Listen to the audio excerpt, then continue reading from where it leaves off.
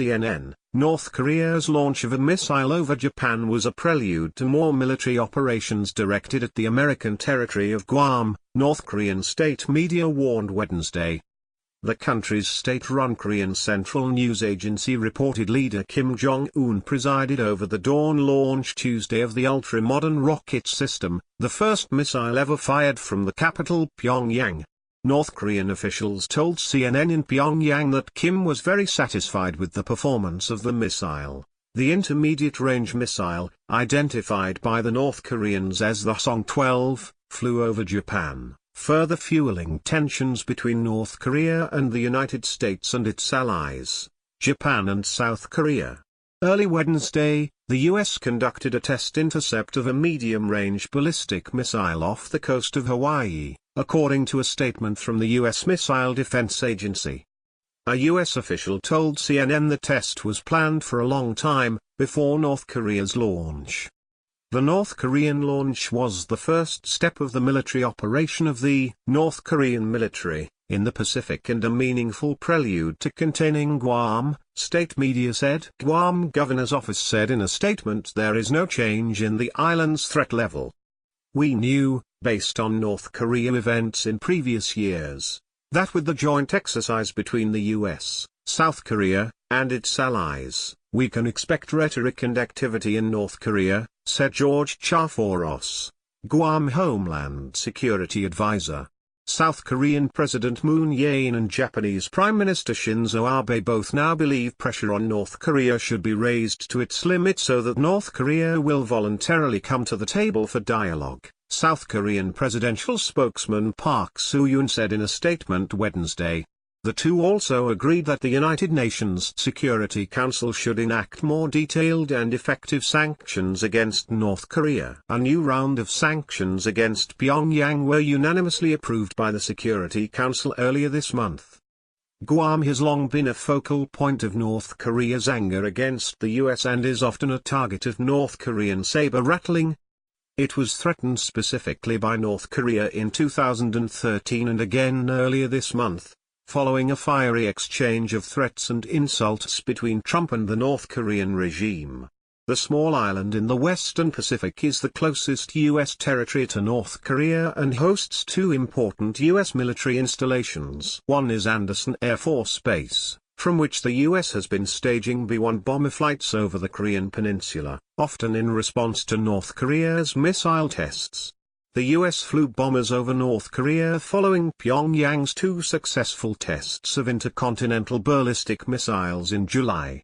Following Wednesday's missile interception test, MDA Director Lieutenant General Sam Greaves said the U.S. will continue developing ballistic missile defense technologies to stay ahead of the threat as it evolves.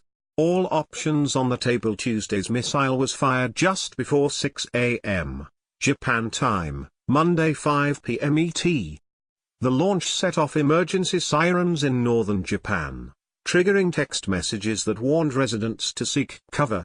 The launch occurred in the vicinity of Sunan Air Base, North Korea and flew east.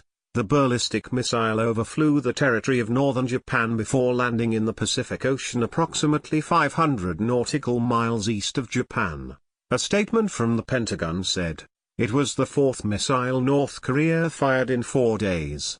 Pyongyang tested 3 short-range ballistic missiles, one of which failed, from Gangwon province that landed in water off the Korean peninsula. Kim Jong-un's regime regularly fires missiles into the sea between its own territory and Japan. However, this is the first North Korean ballistic missile to ever fly over the country.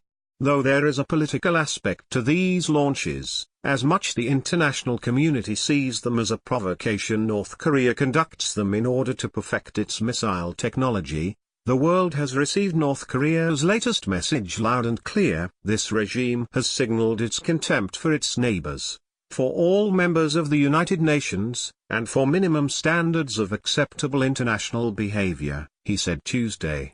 Threatening and destabilizing actions only increase the North Korean regime's isolation in the region and among all nations of the world. All options are on the table.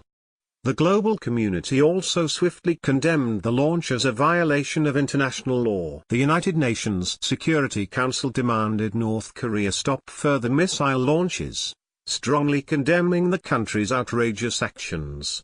North Korea is deliberately undermining regional peace and stability, causing grave concerns around the world, Egyptian ambassador and current Security Council President Abdelatif Abdelatter said in a prepared statement, agreed to by all 15 council members.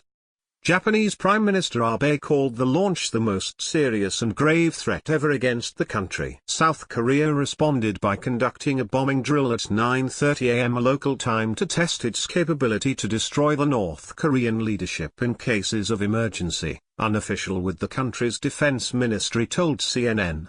North Korea state media gave more details about the motivation for the launch Wednesday, noting that it came on the 107th anniversary of the annexation of Korea by Japan in 1907. It said it sent a strong message amid ongoing joint U.S.-South Korean military drills in the southern half of the Korean peninsula. Washington and Seoul say are defensive in nature, but Pyongyang believes are preparation for an eventual invasion. Kim praised the crew's smart and accurate movement and said the drill would offer them an opportunity for gaining a good experience in their rocket operation for an actual war, according to KCNA.